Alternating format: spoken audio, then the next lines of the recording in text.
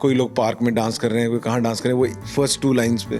उसके बाद गाना कोई सुनता नहीं है एक्चुअली में। मोहित चौहान की प्लेलिस्ट में किसके गाने रहते और अपना गाना सुनने का मज़ा नहीं आता। हिमाचल का, उत्तरांचल का, नॉर्थ ईस्ट का भी। कि सोशल मीडिया पे चाहे वो दिलजीत का कॉन्सर्ट हुआ हो या फिर उसके बाद कोल्ड प्ले का कॉन्सर्ट अभी हुआ, का ये कहना है कि क्या इतनी फैन फॉलोइंग है, लोगों को फोमो हो जाता है सोशल मीडिया पर अपलोड करने के लिए फोटोज, ये लोग कॉन्सर्ट्स पे जा रहे हैं। टिकट्स वगैरह का जो भी है, देखिए पीआर भी चीज़ें होती हैं आजकल। देखिए जो वायरल बोलते हैं ना, वायरल हो गया, वो तो बहुत सारा नकली भी होता है। संगीत प्रेमी हैं, उनकी लिस्ट में वो गाना नहीं आएगा कभी नहीं, लेकिन वो सोशल मीडिया पे वायरल हो रहा है, उसकी रील्स बना रहे हैं लोग। या कभी ऐसे हुआ है किसी फिल्म मेकर ने आपको बोला हो कि यार मुझे कोई वायरल गाना बना के दे दे, मुझे मेरी फिल्म के लिए वायरल गाना चाहिए? बहुत पहले जैसे होता कि इसमें से कुछ ऐसा हुक होना चाहिए जो रिंगटोन बन जाए। मतलब मैं उस रेस में नहीं हूँ, मैं वो रील बनाना, शॉर्ट्स बनाना। फिल्म के लिए गाने गाते, जैसे आपने रणबीर के लिए बहुत गाने गाए हैं। रॉकस्टार में तो 1 साल तक रणबीर आते रहे स्टूडियो में, तो मैं, रणबीर, इम्तियाज़ और इरशाद, हम लोग इकट्ठे जाते थे बॉम्बे से। आपने सलमान के लिए भी गाया है गाना, तो क्या वो प्रेशर भी रहता है कि आप किसी ऐसे सुपरस्टार के लिए जब गाना गा रहे होते तो? नहीं, वो प्रेशर फालतू है, उसमें तो कोई।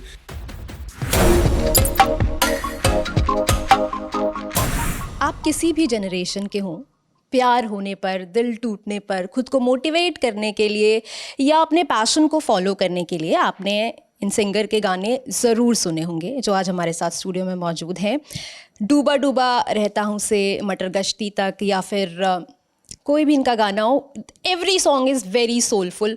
बहुत लंबी फहरिस्त है गानों की, और आज हमारे साथ स्टूडियो में मौजूद है मोहित चौहान जी। बहुत बहुत स्वागत है सर। थैंक यू जी, थैंक यू। कैसे हैं आप? एकदम बढ़िया। हम तो आपके गाने सुन सुन के बड़े हुए हैं। हमारे लाइफ के हर फेज़ के लिए, हर इमोशन के लिए आपका एक गाना है जो हमारी प्लेलिस्ट में रहता है। मोहित चौहान की प्लेलिस्ट में किसके गाने रहते हैं? मेरे अपने तो नहीं रहते, कम से कम। क्यों? अपना गाना सुनने का मज़ा नहीं आता। मैं सुनता हूँ पुराने गाने, किशोर कुमार साहब के गाने सुनता हूँ, और कुछ क्लासिकल सुनता हूँ, कभी कभी फोक म्यूज़िक सुनता हूँ जनरली। फोक म्यूज़िक में क्या पसंद है, कौन से गाने आपको पसंद? क्योंकि हम दोनों पहाड़ से हैं, और पहाड़ों के अगर आप उन गीतों को सुनेंगे ना, जो जिनमें उन मिट्टी की खुशबू आती है, आपको कौन सा वो गाना है पहाड़ों का जो पसंद है सबसे ज़्यादा? देखिए फोक म्यूज़िक सब जगह का बहुत रसीला होता है, लेकिन मैं पहाड़ों का म्यूज़िक सुनता हूँ, हिमाचल का, उत्तरांचल का, नॉर्थ ईस्ट का भी। और अभी रिसेंटली मैंने एक उत्तरांचली गाना भी गाया है, झूमेलो करके। तो पहाड़ों का जो फोक म्यूजिक है उसमें बड़ा लिल्ट होता है एक, और सुकून आता है उसमें, तो वो सुनता हूँ मोस्टली। अब हम आते हैं कथाकार पर। आप उसके लिए टूर कर रहे हैं, उसका 18th एडिशन जो है वो शुरू होने वाला है। क्या है कथाकार, और कौन कौन से शहरों में आप टूर करने वाले हैं, कौन कौन परफॉर्म करने वाले हैं, प्लीज़ बताइए हमारे दर्शकों। ओके, कथाकार जो है 18th एडिशन हो रहा है इस बार। कल 31st, कल फर्स्ट पहला दिन होगा, 31st को इनाग्रेशन है फेस्टिवल का, और 31st है, फिर परसों है 1 फरवरी और 2 फरवरी, 3 दिन है दिल्ली में सुंदर नर्सरी में। और ये 18th एडिशन है। This is one of the biggest oral story telling festival हमारे देश का, और हम लोग पूरी दुनिया से स्टोरी टेलर्स बुलाते हैं, हिंदुस्तान के भी होते हैं। और जो कहानी सुनाने का जो एक हमारा ट्रेडिशन है, हमारा कल्चर है, हर बच्चे ने अपनी नाना नानी से, दादा दादी से कहानियाँ सुनी होती हैं, चाहे वो पुराने वक्त की कहानियाँ हों, राजाओं की कहानियाँ हों, लेजेंड्स की कहानियाँ हों, हमारे माइथोलॉजी में से कहानियाँ हों। तो वो कहानी जो सुन के आपको अपना कल्चर, अपना ट्रेडिशन, चीज़ें पता, विजडम आता है बहुत सारा।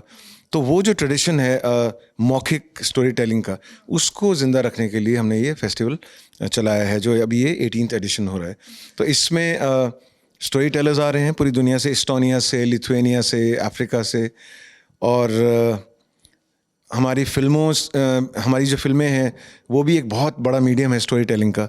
तो हमारा एक सेगमेंट रहता है जिसमें हम फिल्मी जगत के लोग बुलाते हैं, और वो लोग बात करते हैं स्टेज पर, story telling through movies, through films. तो उसमें इस बार जैसे इम्तियाज़ अली हैं, जो पेट्रन भी हैं हमारे, वो भी आ रहे हैं, कल वो भी होंगे इम्तियाज़ अली। कल मेरा उनके साथ बातचीत होगा वहाँ पर। और लकी अली साहब हैं कल, वो बात करेंगे स्टोरी टेलिंग थ्रू म्यूज़िक, और उनका जो अपना एक तरीका है स्टोरी टेलिंग का अपने गानों के थ्रू, वो करेंगे। और राजस्थान के कुटले खान जो हैं वो फोक राजस्थानी करेंगे कल। उसके बाद परसों हैं अनुराग बासु हैं, और भूपिंदर सिंह बब्बल जो अर्जन वैली जिन्होंने गाना गाया है वो परफॉर्म करेंगे पंजाबी फोक म्यूज़िक। और अनुराग बासु हैं, और फिर डे और स्टोरी टेलिंग होगी डेली उनसे पहले। और डे आफ्टर 2 तारीख को जो है क्लोजिंग वाले दिन, उस दिन साजिद अली हैं जो इम्तियाज़ अली के छोटे भाई हैं, उन्होंने लैला मजनू फिल्म बनाई थी, तो वो भी बात करेंगे फिल्मों की और उनका अपना कैसा नज़रिया है उस बारे में, स्टोरी टेलिंग के बारे में। और उस दिन एक बहुत अच्छे कवाल हैं, उस दिन बसंत पंचमी भी है, तो हम लोग बसंत सेलिब्रेट कर रहे हैं। ये कवाल हैं रामपुर के जो बसंत के गाने गाते हैं, अमीर खुसरो साहब के जो लिखे हुए हैं औलिया साहब की शान में, तो वो गाएंगे वो और बसंत के गीत। और उस दिन ताबा चाके हैं, ताबा चाके जो हैं वो एक यंग अरुणाचली म्यूजिशियन है, सिंगर सॉन्ग राइटर हैं, यंग हैं, और वो अपने बैंड के साथ कुछ अरुणाचली फोक गाना और हिंदी गीत जो वो खुद लिखते हैं वो गाएंगे। और तो ऐसा हमारा जो है लाइनअप है, बहुत इंटरेस्टिंग है। तो मैं दरख्वास्त है लोगों से आप आएँ, come with your families, come with your kids, because वो एक परिवार के साथ बैठ के इंजॉय करने वाला जगह है। और सुंदर नर्सरी में है जो निज़ामुद्दीन में है, तो इट्स अ बहुत सुंदर वेन्यू है, ओपन एयर वेन्यू है, मौसम बहुत अच्छा है, चांद तारे ऊपर होंगे तो उसके नीचे बैठ के कहानी सुनना, संगीत सुनना, तो वो एंजॉय। आप सोचिए, इमेजिन करने में इतना अच्छा लग रहा है कि खुले आसमान के नीचे बैठकर आप इतने दिग्गज कलाकारों को सुन रहे हैं, उनकी बातें जान रहे हैं। तो टिकट्स वगैरह कैसे बुक करनी है? क्या? हाँ, टिकट्स भी आप बुक कर सकते हो, इस पे है टिकट्स किस पे बुक माई शो पे टिकट्स हैं और इनसाइडर पे टिकट्स हैं, और टिकट्स वेन्यू पर भी मिल जाएंगे। तो कोई लोग जो ऑनलाइन नहीं ले पाएंगे वो जब वेन्यू पे आएंगे सुंदर नर्सरी, वहाँ भी टिकट्स अवेलेबल होंगे। तो गाइज़, अगर आप लाइव सुनना चाहते हैं मोहित चौहान को और उन सभी दिग्गज कलाकारों को जिनके बारे में अभी बात हुई, तो आप टिकट बुक करा सकते हैं। अच्छा, जैसे आप ये स्टोरी टेलिंग का जो टूर है वो कर रहे हैं, हाल ही में कॉन्सर्ट्स को लेकर बहुत ज़्यादा चर्चाएं हुई, मैं आऊँगी उस सवाल मैं पे। एक बात ऐड कर देता हूँ इसमें, जो ये स्टोरी टेलिंग जो हमारा फेस्टिवल है कथाकार, ये पहली बार इस साल 3 और शहरों में जाएगा। जैसे कि शिमला जाएगा 6 फरवरी को, वो शिमला में है, गेटी थिएटर में होगा, जिसमें भी स्टोरी टेलिंग होगी और गाना होगा, फिल्मी जगत के कोई हैं उनसे बातचीत होगी। और फिर जयपुर में है और जोधपुर में है इस बार, तो इस बार it's travelling across the country. तो वापस आती हूँ मैं सवाल पे। जी, कॉन्सर्ट्स की बात कर रहे थे, जैसे बहुत सारी ना हमने रील्स वीडियोस ऐसी देखी सोशल मीडिया पे, चाहे वो दिलजीत का कॉन्सर्ट हुआ हो या फिर उसके बाद कोल्ड प्ले का कॉन्सर्ट अभी हुआ, लोग टिकट्स बुक करा रहे हैं, टिकट्स मिल नहीं रही है, इतनी मारामारी हो रही है। तो बहुत सारे लोगों का ये कहना है कि ये मार्केटिंग स्ट्रैटेजी है, पीआर गिमिक है, और बहुत सारे लोगों का ये कहना है कि क्या इतनी फ़ैन फॉलोइंग है, लोगों को फोमो हो जाता है सोशल मीडिया पर अपलोड करने के लिए फ़ोटोज़, ये लोग कॉन्सर्ट्स पे जा रहे हैं। आप किस नज़रिए से देखते हैं, आप किस लेंस से देखते हैं इस तरह की जो मारामारी है टिकट्स को लेकर, इन सब चीज़ों को? देखिए, उस बारे में तो मैं क्या बोल सकता हूँ, लेकिन ये कि कॉन्सर्ट जो है उसमें जो संगीत प्रेमी हैं और जिसका कॉन्सर्ट है उसका संगीत अगर आपको अच्छा लगता है तो लोग जाते हैं।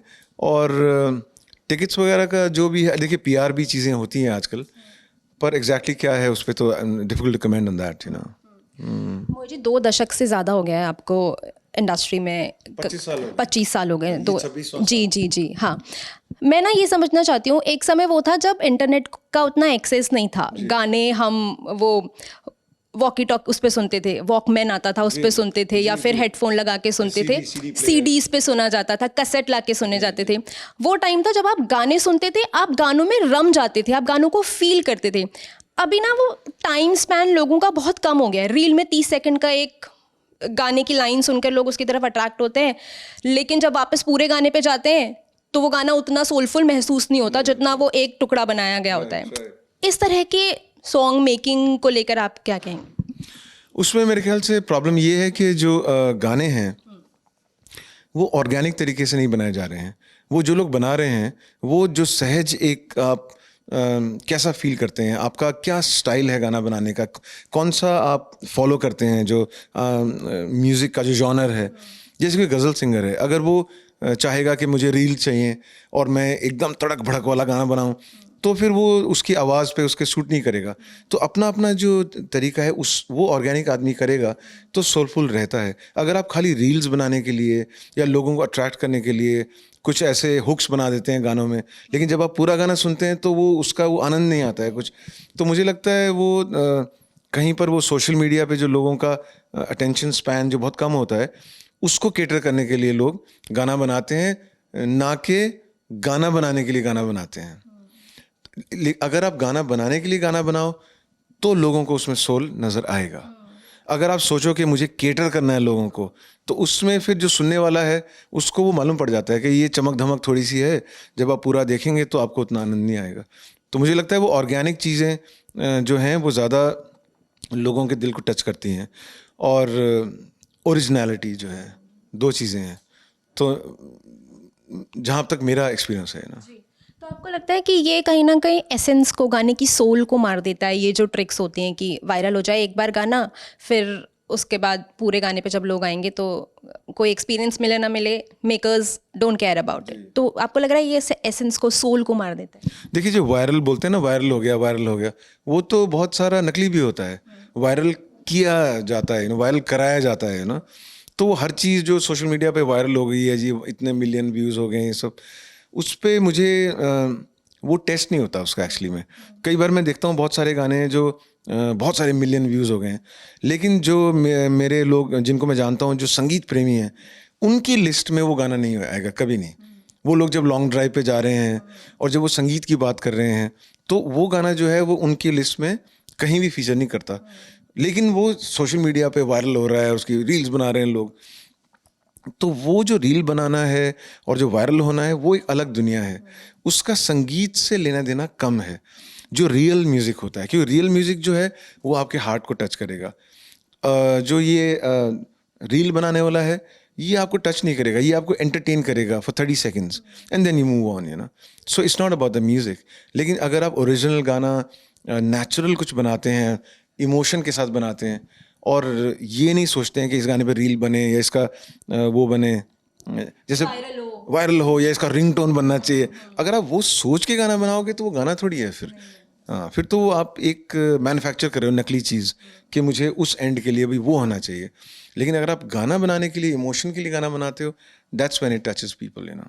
क्या ये हर्ट करता है, मतलब आप जैसे कलाकार को जिन्होंने सिर्फ गाने की आत्मा के लिए काम किया है, क्या ये दुखी करता है आप लोगों को? या कभी ऐसे हुआ है किसी फिल्म मेकर ने आपको बोला हो कि यार मुझे कोई वायरल गाना बना के दे दे, मुझे मेरी फिल्म के लिए वायरल गाना चाहिए, ऐसे कभी हुआ है? क्योंकि अब तो ये सब चीज़ें भी मैटर करने लगी। जी बिल्कुल करती हैं। देखिए, मुझे उससे कोई फ़र्क नहीं पड़ता, क्योंकि कहा है आपसे कभी? अ, बहुत पहले जैसे होता कि इसमें से कुछ ऐसा हुक होना चाहिए जो रिंगटोन बन जाए, मतलब वो चीज़ है, तो उसको तो हंस के टाल दिया उस टाइम पे। लेकिन ये है कि जहाँ तक मेरा सवाल है एज अ म्यूजिशियन, मुझे उस रेस में नहीं हूँ, मैं वो रील बनाना, शॉर्ट्स बनाना। तो मैं जो गीत बनाता हूँ अपनी एल्बम्स में भी, जो बना रहा हूँ और बना रहा हूँ अभी भी, वो मैं वही संगीत है जो मैं हूँ। वो कमर्शियल से या सोशल मीडिया से इन्फ्लुएंस नहीं है। और तो इसलिए उसका जो अंडर करंट है, जैसे गुंचा गाना है, आजकल रील भी ये बहुत चल रहा है, लेकिन हाँ, तो गुंचा गाना जब मैंने बनाया था, वो तो मैंने घर में बना दिया गाना, और फिर मैंने अपने दोस्त को सुनाया। कैसे, इसका किस्सा सुनाइए ना सर, मेरा बहुत फेवरेट गाना है। मैं पहाड़ों में ट्रैवल कर रहा था बहुत दिन से, और किन्नौर में था, ऊपर हाई ऑल्टीट्यूड में, माउंटेन्स में। तो वहाँ घूम फिर के ट्रैक व्रैक करके हम लोग दिल्ली आ गए वापस। तो मेरे साथ एक दो दोस्त और थे।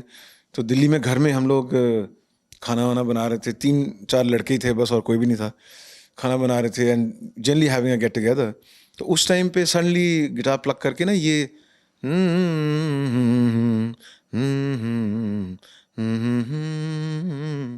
ये एक धुन दिमाग में आ गई, और फिर उसका वो गाना बन गया थोड़ा।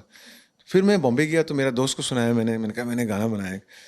तो वो फिल्म बना रहे थे उन दिनों, तो उन्होंने कहा अरे ये गाना तो मेरी पिक्चर में जा सकता है, क्योंकि मेरी पिक्चर लखनऊ बेस्ड है और उसमें गज़लनुमा गाना जो है और मेरे पास सिचुएशन भी है एक ऐसा, तो फिर वो फिल्म में चला गया।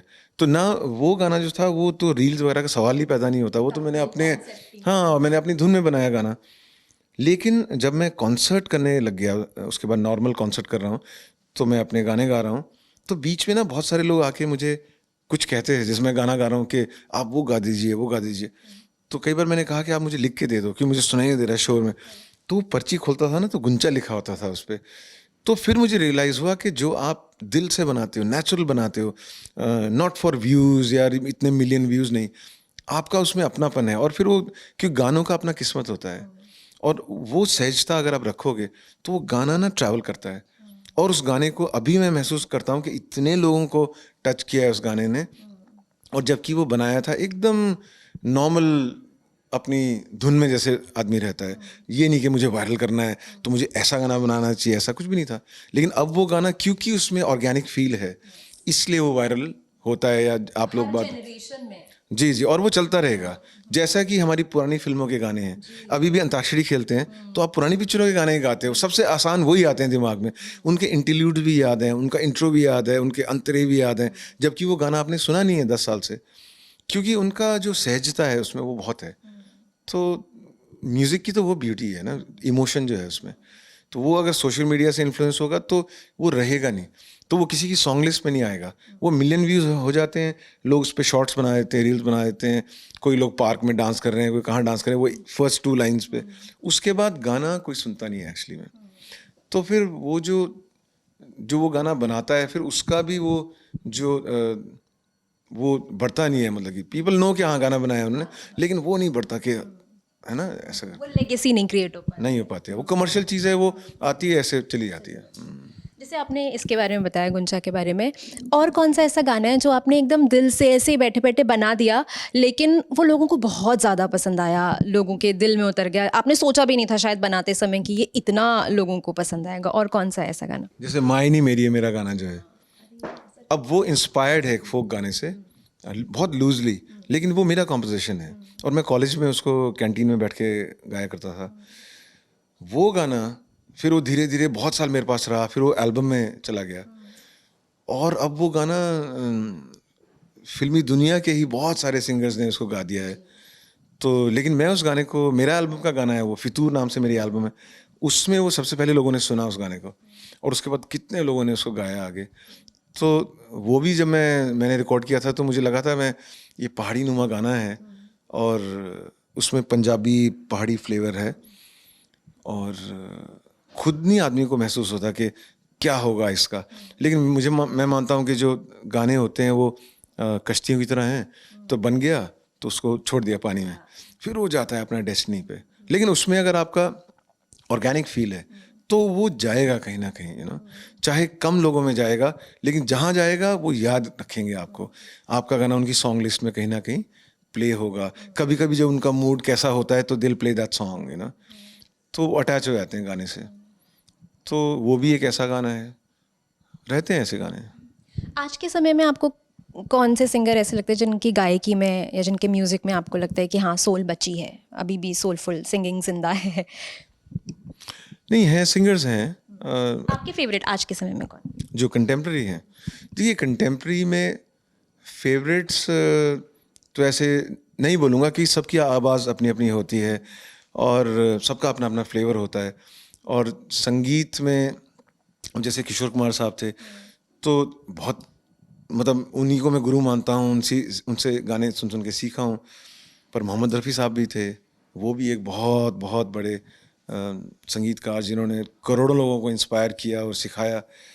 लेकिन मुकेश जी का भी कंट्रीब्यूशन कम नहीं है। बेशक उन्होंने थोड़े कम गाने गाए हों, लेकिन बहुत सारे गाने ऐसे हैं जो लगता है और कोई नहीं गा सकता, उन्हीं को गाने चाहिए। फिर मन्ना डे जी हुए, तलत महमूद, मतलब तो आवाज़ें। तो आज की डेट भी जितने सिंगर्स हैं, मैं सुनता नहीं हूँ वैसे कंटेम्प्रेरी ज़्यादा गाने, कभी कोई सोशल मीडिया पे दिख जाता है या कहीं ट्विटर पे आ गया तो देखता हूँ, लेकिन सिंगर सब अच्छे हैं, लेकिन मैं सुनता पुराने सिंगर्स को ही हूँ अभी। मुझे बताइए, जैसे फिल्मों के लिए जब गाने बनते हैं तो क्या प्रोसेस रहता है? जैसे लिरिक्स आ गए उसके बाद म्यूज़िक डायरेक्टर बताते होंगे किस तरीके से क्या क्या है, धुन कैसी होगी, और फिर आपको पता चलता है कि कौन एक्टर इस फिल्म में काम करने वाले हैं। तो वो कैसे प्रोसेस होता है, कैसे उसको कंसीव करते हैं, एक म्यूजिशियन के अंदर क्या चल रहा होता है, उसकी क्या प्रिपरेशन रहती है जब वो किसी फिल्म के लिए गाने गाते हैं? जैसे आपने रणबीर के लिए बहुत गाने गाए हैं, तो वो क्या रहता है? देखिए, जब प्लेबैक सिंगिंग करने आदमी करता है जब, तो मैं उसको मानता हूँ कि एक सिंगर के लिए प्लेबैक सिंगिंग जो है वो काफ़ी मुश्किल काम है एक तरह से, मतलब देखा जाए तो। क्योंकि आपका अपना जॉनर कुछ भी हो, आपको प्लेबैक सिंगिंग में डिफरेंट डिफरेंट टाइप के गाने गाने को मिलते हैं। आपको कव्वाली भी गानी पड़ जाती है, आपको सैड सॉन्ग भी गाना है, आपको हैप्पी सॉन्ग भी गाना है, डिवोशनल गाना भी गाना है, रॉक गाना भी गाना है। तो आपको हर जॉनर टच करने को मिलेगा कहीं ना कहीं, और आप चाहोगे कि आप डिलीवर करो, आप उसको अच्छे से निभाओ। तो स्टूडियो जाता हूँ तो जो डायरेक्टर होते हैं वो मुझे चीज़ें बताते हैं, कहानी बताते हैं, एक्टर्स बताते हैं। तो एक्टर्स का इन्वॉल्वमेंट भी रहता है क्या? एक्टर्स का कभी कभी रहता है। कभी कभी जो एक्टर्स हैं वो स्टूडियो में आते हैं, गाना सुनते हैं। रॉकस्टार में तो 1 साल तक रणबीर आते रहे स्टूडियो में। तो मैं, रणबीर, इम्तियाज़ और इरशाद, हम लोग इकट्ठे जाते थे बॉम्बे से फ्लाइट में, और वहाँ 3-4 दिन रहते थे। एक गाना रिकॉर्ड किया या 2 किया, और हर टाइम हम लोग इकट्ठे होते थे, क्योंकि रणबीर भी ऑब्जर्व करते थे, क्योंकि म्यूजिशियन की कहानी है तो स्टूडियो में कैसे काम हो रहा है, कैसे आदमी खड़ा होता है, माइक पकड़ रहा है। I am sure he picked up things, and तो उसमें तो उनका पूरा इन्वॉल्वमेंट था, इमोशनल भी, और प्रेजेंस, फिजिकली वहाँ पर प्रेजेंट रहते थे। और भी कई आर्टिस्ट हैं जो आते हैं रिकॉर्डिंग सुनने के लिए। जैसे मैं हीरोपंती का गाना गा रहा था, तो टाइगर श्रॉफ स्टूडियो में आए, वो मिले, वहाँ बैठे, गाना सुना, उसको महसूस किया। और भी आते हैं लोग। आपने सलमान के लिए भी गाया है गाना, तो क्या वो प्रेशर भी रहता है कि आप किसी ऐसे सुपरस्टार के लिए जब गाना गा रहे होते, तो क्या वो प्रेशर सिंगर के ऊपर रहता है, या वो लेना चाहिए प्रेशर, नहीं लेना चाहिए? नहीं, वो प्रेशर फालतू है, उसमें तो कोई, क्योंकि आपको तो गाना गाना है। अभी आपको गाने का इमोशन जो है उसको डिलीवर करना है, और जब डिलीवर हो जाएगा तो जो भी उसको प्ले करेगा, चाहे सुपरस्टार हो चाहे कोई भी हो, वो फिर उसमें ढलेगा। मतलब when he listens to the song and he will emote the song accordingly. तो आपका काम है गाने में, अगर रोमांटिक गाना है, जैसा भी इमोशन है गाने का, वो उसमें अच्छे से आए, मतलब, और फिर एक्टर जो है उसको निभाएगा स्क्रीन के ऊपर। लेकिन कई एक्टर्स जो हैं वो गानों को ज़्यादा अच्छा निभाते हैं। कौन है जो गानों को सबसे अच्छा निभाता है? ऋषि कपूर साहब बहुत बढ़िया गाते थे। इवन मिस्टर अमिताभ बच्चन, उनके भी आप पुरानी फिल्में देखेंगे, कोई भी, तो जब वो गाना गाते हैं तो लगता है कि वो गा रहे हैं, मतलब तो वो भी एक हुनर है, क्योंकि एक्टर तो खुद नहीं गा रहा है। ऋषि कपूर साहब इतने गाने गाते थे, जैसे हम किसी से कम नहीं के, कितने गाने हैं उनके फिल्मों के, लेकिन जब भी वो स्क्रीन पे गा रहे हैं तो लगता है कि वो गा रहे हैं। तो एक बार उन्होंने बताया भी था कि वो तो एक्टर का एक हुनर है कि आप गाने, क्योंकि हमारी हिंदी फिल्मों में गाना जो है वो एक बहुत इंपॉर्टेंट हिस्सा होता है हमारी फिल्मों का, शुरू से लेकर, और वो ऑडियंस जो है वो उसको, वो फिल्म को जो है वो पूरा बनाता है ना, म्यूज़िक से इमोशन को उठाते हैं। तो और भी एक्टर्स अच्छा गाते हैं, पर ये 2 तो अभी मेरे को जहन में एकदम आई, बहुत बहुत अच्छा निभाते हैं। अगर इस दौर के रणबीर बहुत अच्छा, रणबीर ने रॉकस्टार में बहुत अच्छा निभाया। और या ऐसे भी होता है क्या कभी, आखिरी सवाल बस, कि जैसे सिंगर ने गाना गाया, सोल तो सिंगर की ही है, म्यूज़िक डायरेक्टर ने बनाया, उनकी सोल है, फिर एक्टर ने उस पर परफॉर्म किया, उन्होंने भी अपनी पूरी एनर्जी लगाई, पूरी सोल लगाई, पर वो गाना ना कई बार सिर्फ एक्टर का होके रह जाता है कि ये रणबीर का गाना है, ये सलमान का गाना है, ये शाहरुख का गाना है, ये फला फला एक्टर का गाना है। तो क्या फिर ऐसे as a singer, as a musician कभी कभी ख़राब लगता है, या now you have made peace with it कि यही होता है, यही होता है? नहीं, ऐसा नहीं होता है, क्योंकि अब जैसे आप इमेजिन करो, राजेश खन्ना साहब, उनके लिए किशोर कुमार जी ने गाना गाया, बहुत सारे गाने गाए, और उनका जो ग्लैमर था, राजेश खन्ना साहब का जो सुपरस्टारडम था, उसमें किशोर साहब की आवाज़ का भी बहुत जादू था उनके, और सुंदर गाने, आर डी बर्मन साहब का संगीत या औरों का संगीत। तो जब भी हम याद करते हैं उनको, तो उनको उस गाने से याद करते हैं, लेकिन वो गाना किसने गाया है ये भी याद करते हैं हम लोग। तो अभी भी ऐसा ही है कि अगर मैंने जैसे रणबीर के लिए गाना गाया, तो लोग वो रणबीर को, रॉकस्टार में रणबीर है, लेकिन जब भी वो गाने सुनेंगे तो वो आवाज़ मेरी आएगी, तो मुझे भी याद किया जाएगा। तो वो दोनों का ही होता है एक तरह से गाना। मेरे ख्याल से सिंगर का थोड़ा ज़्यादा होता है। और होना भी चाहिए। और इनफैक्ट अब एक चीज़ जो अच्छी होने लगी वो कि अवार्ड फंक्शंस में सिंगर्स को भी उतना ही रिकग्निशन मिलने लगा है जितना देखिए, जब आप पिक्चर देखने जाते हैं तो आपने हॉल में पिक्चर देखी, उसके बाद आप घर चले गए, उसके बाद 6 महीने तक आप वो गाना सुन रहे हैं, तो आवाज़ तो जो सिंगर की सुन रहे हैं आप, फिर उसमें एक्टर नहीं है। लेकिन एक्टर तो तभी है जब आप स्क्रीन पे उनको देखेंगे। तो गाना जो है वो इंडिपेंडेंट ऑफ द स्क्रीन भी रहता है। जैसे गुंचा गाना है, अब गुंचा गाना को के मेनन साहब ने गाया है फिल्म में, बहुत अच्छा गाया है। लेकिन जब आदमी गुंचा को आप अलग सुनेंगे, जैसे आप ट्रैवल पे जा रहे हैं, तो वो आपके दिमाग में मूवी का ज़रूरी नहीं है कि सीन नज़र आए, आपकी लाइफ से जुड़ी हुई चीज़ें नज़र आएंगी, आपकी अपनी इमेजिनेशन, आपका अपना ज़िंदगी का में जो हुआ है या होने वाला है, उसका खुशी या उसका गम या उसकी उम्मीद, वो गानों से जुड़ी रहती है। तो गाने जो हैं वो अपने आप में अपना जादू लेके चलते हैं, और जो गाने दिल को टच करते हैं वो हमेशा आपके साथ चलते हैं। Thank you so much sir, क्योंकि बार बार कैमरे के पीछे से इशारा हो रहा है कि समय कम है और हमें इस इंटरव्यू को रैप करना है। हम उम्मीद करते हैं आराम से बैठ के इत्मीनान से आपसे कभी बातचीत करेंगे और ज़्यादा समझने जानने की कोशिश करेंगे। और कथाकार के लिए गाइस अपने टिकट्स बुक करा लीजिए। अगर आप इतने बड़े दिग्गजों को सुनना समझना चाहते हैं तो ज़रूर जाइए। मैं तो डेफिनेटली जाने वाली हूँ। Thank you so much. आपको कौन से गाने पसंद हैं, वो कौन से गाने हैं मोहित चौहान के जिन्हें सुने बिना आपका दिन नहीं गुजरता है, वो आप कमेंट सेक्शन में बता सकते हैं। खूब खुश रहिए, खूब अच्छे अच्छे गाने सुनते रहिए और देखते रहिए ललन टॉप। शुक्रिया।